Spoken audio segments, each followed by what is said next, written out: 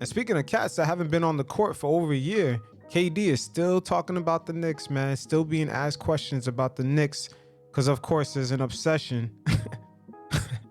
There's an obsession with who the media really loves, and they want that fan base. They want the clicks. They want everything. But it always amazes me why KD gets asked about the Knicks.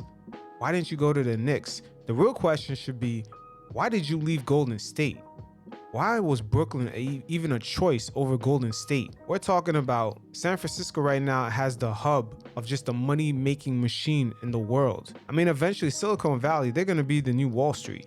I mean, if that's not the case already, they control everything. They have all the data. Why would Kevin Durant leave that place with all the success and championships and choose Brooklyn? And there's no way in hell you can't tell me Golden State didn't want him to stay. They built that stadium, all that money that they spent. But it amazes me how Kevin Durant also admitted that he made his decision in February and March of that season. So the reason why I still don't understand, the guy is kind of giving away gems on his thinking process, but yet just a key trigger word, the Knicks, aka James Dolan, the media, telling you his beef with the Daily News, it has a trickle down effect, and the rest of the media, they want to get at him. But that same toxic media coverage is gonna follow KD no matter where he goes. Because also in this interview, he admitted his personality. He thought that Brooklyn was quiet enough where he wasn't gonna hear too much noise. But what he doesn't get is that once he starts playing, that toxic media coverage is gonna follow him there. And at the end of the day, he wasn't really built to be a Knick. He wanted to be in Brooklyn because it was low key, it was quiet, he just wants to play ball and do his thing. Ain't nothing wrong with that. My only issue is him telling us what's cool. There's no one that's trying to be low key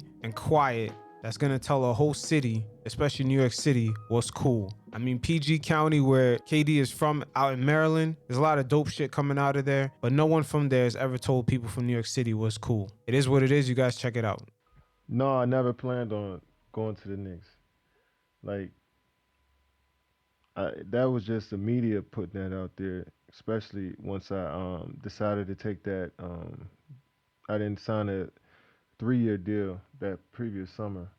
So once I signed that, was it a 2-year, 1+1? Just the noise got louder around me just going to the Knicks for some reason.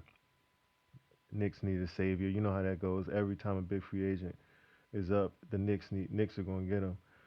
So it just took off. And then once, you know, the media infiltrated our locker room with that Draymond situation, they just ran with they ran with the rumors even more, and it just got so loud every single day. And I mean, players hear it, and they go on hoop type every day and hear rumors every day and start to believe it. So I think the media just hyped it up and wanted to just create drama around our team so much and around me that they made up this Knicks thing. So around February, as I was thinking, I didn't want to be the savior of the Knicks or New York. I didn't care about being a king of New York. Like, that never really moved me. I didn't care about being on Broadway. Like, that shit.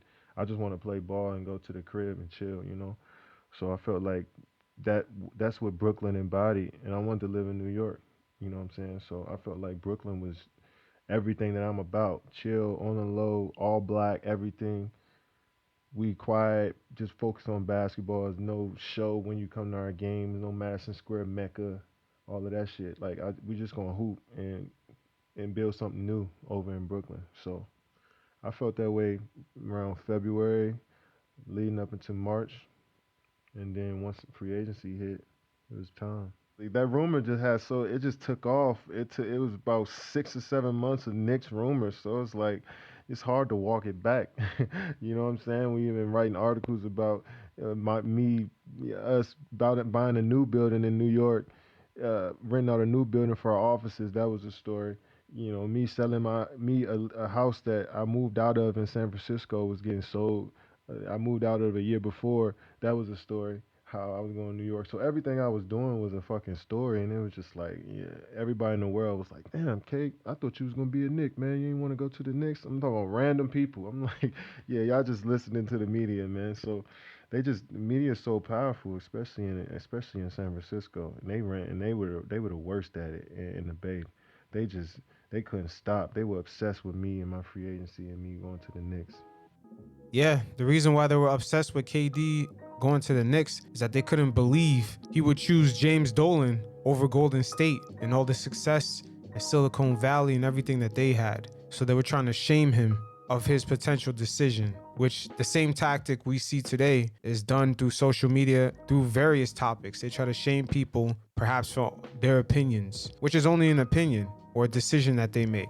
They try to shame them. It's the same way they tell us, oh, the Knicks are trash, the Knicks are this, that, and third. James Dolan is a garbage owner. It becomes extra offensive when the media sees that the Knicks are one of the most valued franchises in all of sports.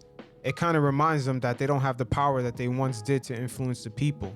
You see this same scenario play out through our politics today, and it confuses them how one man or one woman could continue to become more and more successful, even though the media as a whole ridicules them. This is one of the hurdles that the Knicks have to overcome in order to be successful, because we have such a machine driving so much negativity on us.